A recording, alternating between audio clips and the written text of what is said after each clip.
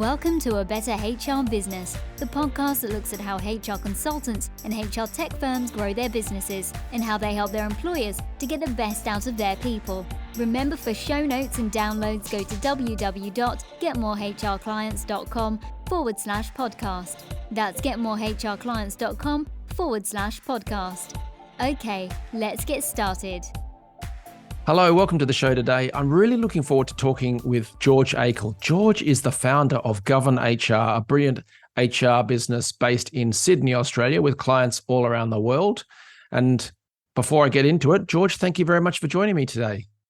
Thanks so much, Ben. Really appreciate the opportunity to participate. Big fan of the podcast. It always pings a light globe moment when I'm listening. There's always something new to learn. So thank you very much. Thank you very much. So yeah, George, you're the founder of GOVERNHR. Do you want to tell the listeners, what does GOVERNHR do? Well, GOVERNHR has two fundamental aspects to the business. The first one is HR Riskonomics. And the second area is running HR as a business. So they're two that work together.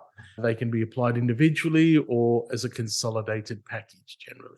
I love that. And they're brilliant names. So yeah, can you explain a little bit more about the HR Riskonomics? What kind of areas do you focus on within that?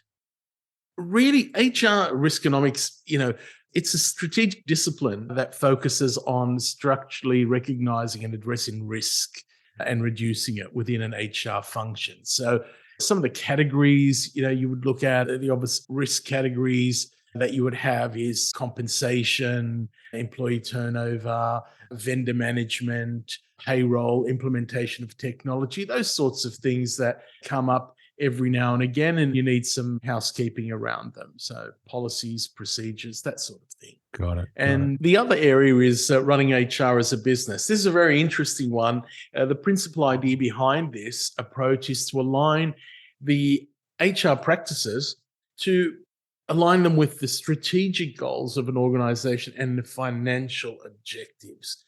It's very, very key there. And you find that sometimes HR is losing its relevance or is finding itself lost within an organization, and looking at yourself as a business rather than a function tremendously changes the focus and allows you to reinvigorate the function, reassert your position at the table, so to speak, and to really get some runs on the board. So it's a very exciting.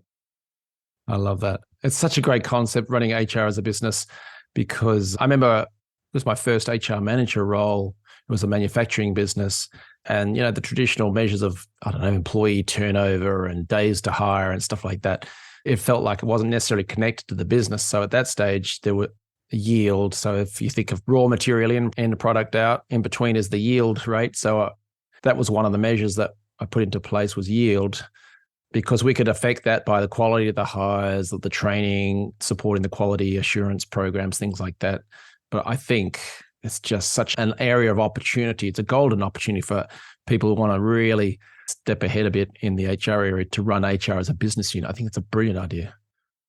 Yeah. It lifts the whole platform. It's not one part of the organization. It's not the business partners. It's not the learning and development. It's not the compensation. It's the entire function itself. And you find the spring in the step of the team once they've refocused on that. You're the head of HR. You're no longer really the head of HR. You're the CEO of HR.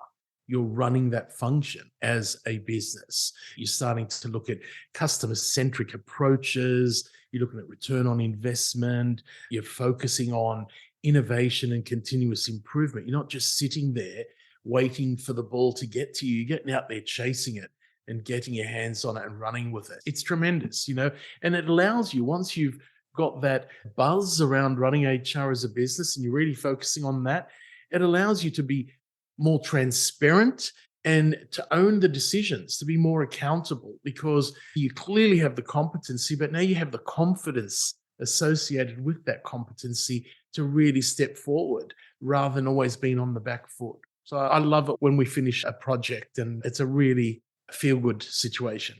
And I know from chatting earlier that You've done this many times with businesses and HR teams around the world, particularly through Asia as well. So you've seen it and you've seen the impact. I think that's really, really great. So you've got HR Riskonomics and then running HR as a business. What are the kind of problems or challenges that these programs solve for employers? You've got the riskonomics. We look at that.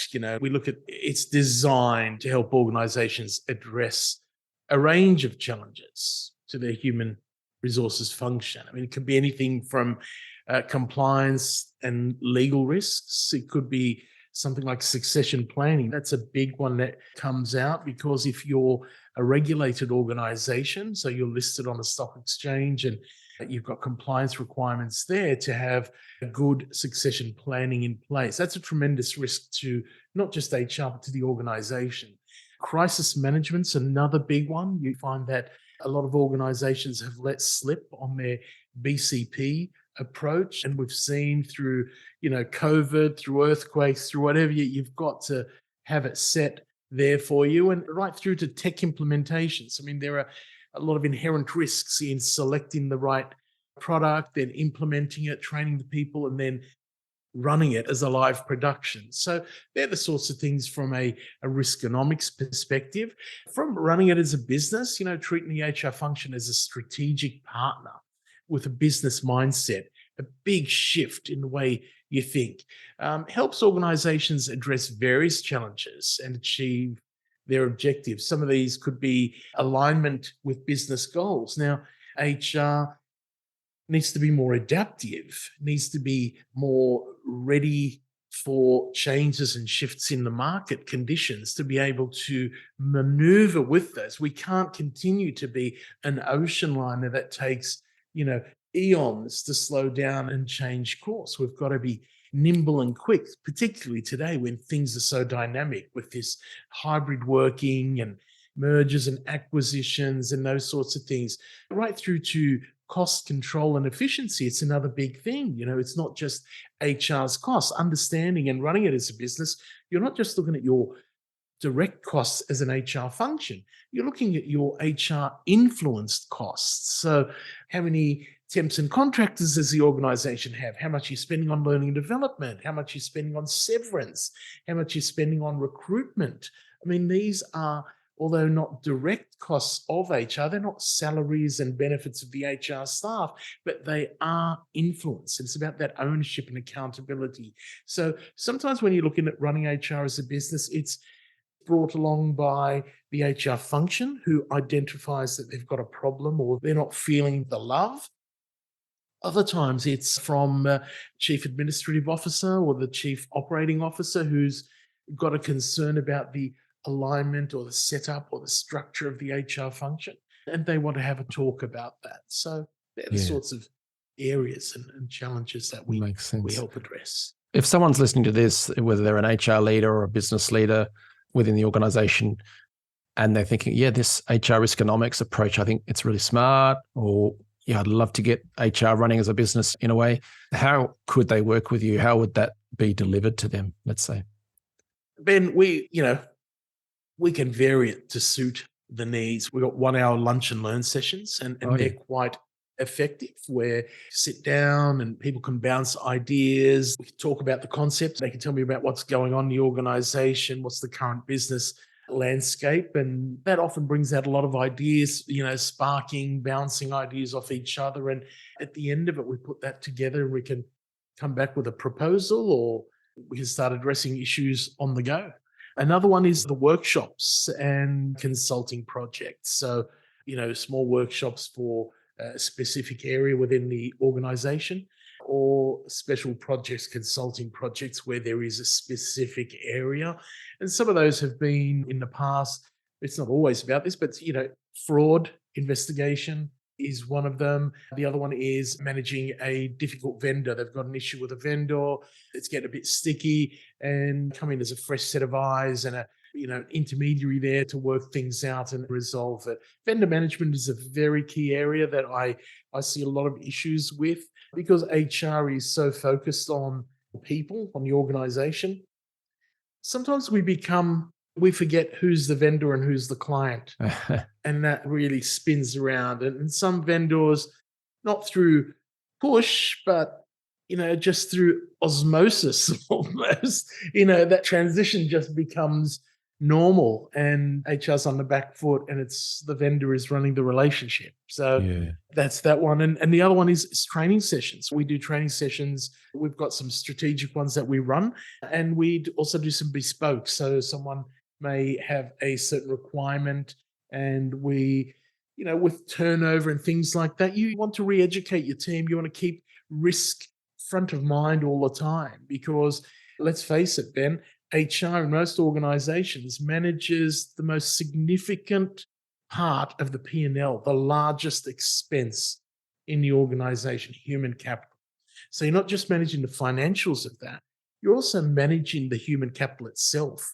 You're the gatekeeper coming in, everything from the interviewing process right through to the screening process, the approval, the onboarding, the introduction. I mean, how many times do you see statistics that tell you people who have a negative onboarding experience are more likely to leave within the first 12 to 18 months?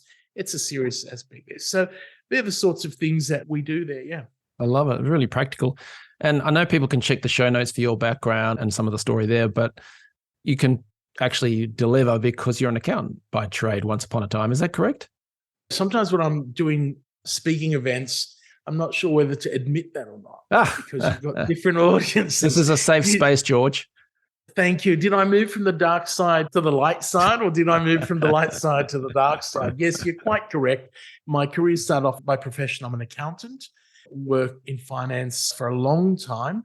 And you wouldn't believe it, though. I moved into HR through a cost center change many, many moons ago. And because that happened, I stayed in HR. And I think bringing that business management background and to the point of running HR as a business. So understanding all those key areas, and also from a finance background, audit background, you're looking at risk all the time as well. So this is my decision. What are the flow-on effects? Who are the stakeholders? Where are the handshakes? And making sure that you're covering all that. And I think for an HR person listening to this, they would think, oh, I've got a brilliant initiative I'm going to suggest and try to implement. But then in some cases may not look at that bigger picture where it fits into the organization, whether it's cost management, whether it's key stakeholders, all that kind of stuff. I know most and many are brilliant at it. Others may require some support or that expertise. Absolutely. Now, you're kind of everywhere. So my question is, how do you get the word out about GOVERNHR and also about your service areas, the HR Riskonomics and running HR as a business? So how do you get the word out about the business? Well, I've been doing speaking events. I worked on a few speaking events with the HRD in Australia, HR Director Australia program. They're a brilliant group. They bring together lots of subject matter experts and HR folks. I was at one earlier this week. We were covering learning and development, and I covered the topic of governance and risk within the learning and development area. I've got one in a few weeks with the Institute of Public Accountants here in Australia at their annual convention. So that'll be another exciting opportunity to share knowledge, share experience, and also meet great people. You really get to meet a lot of interesting and bright people at these functions. So that's fun. I also post on LinkedIn, some business cases, some case studies, and share with that, get some feedback from people. It's always good to get some feedback and hear what other people think and what other people have faced as well in similar circumstances. So I've seen your LinkedIn stuff, and some of your stories are quite hilarious. So if you're listening to this on the go, do check out George and connect with him on LinkedIn, but follow some of the posts. When I say hilarious, as in some of them are scary. The costs associated with, I think there was one where someone was being paid for maybe years, even though they were left or died or something. Yeah. This incredible HR risk stuff, as well as the HR as a business unit. The thing is, Ben, as I said, we forget it. Not running it as a business, you forget the responsibilities you have and the financial and reputational risk that's at stake there. We underestimate that. You get a hire wrong, your reputation can be trashed, right? Yeah. You commit a fraud, you terminate someone, or you don't do it properly. If you're a poor employer, word gets around. You're treading a tightrope when you're doing it, and you need to understand that. So yeah, some of these stories are funny, as you say, in hindsight. Yeah, at the time, quite scary. Yeah, very good. So yeah, I mean, I've kind of alluded to LinkedIn there, but I was going to ask if people want to learn more about GOVERNHR or about HR Riskonomics or running HR as a business, what should they do next? Look, they can connect on LinkedIn, always a good place to start. They can go to the GOVERNHR website, and we're offering a 1 hour HR deep dive, have a chat, discuss it, obligation-free, cost-free, bounce some ideas around. And that's always a good place to start, where there's no pressure and we can talk candidly about issues and see if it fits, if it works. Brilliant. And also, if you're organizing a conference or whatever, I've seen George speaking before, and that's what connected us. So definitely I'd approach him about potentially speaking there, because he's got so much wisdom. And as I said, also the war stories, the funny stuff. When I say funny, it's just interesting. Maybe to outside of the world of HR, it's not so amusing, but I just think it's fascinating, some of the stuff you've dealt with and problems you've fixed. So brilliant. Can you give us the website address? It's governhr.com. One Great. word, GOVERN HR.com. George Akle. AKLE for the LinkedIn. Brilliant.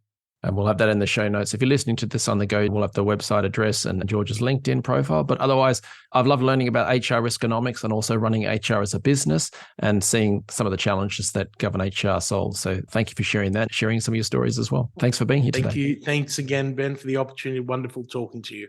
Thanks for joining us today on A Better HR Business, the podcast that explores the world of HR consulting and HR tech businesses. For show notes and downloads, go to www.getmorehrclients.com/podcast. That's getmorehrclients.com/podcast. Remember to subscribe and share the show with any friends who are busy growing a HR business. Thanks, and see you next time.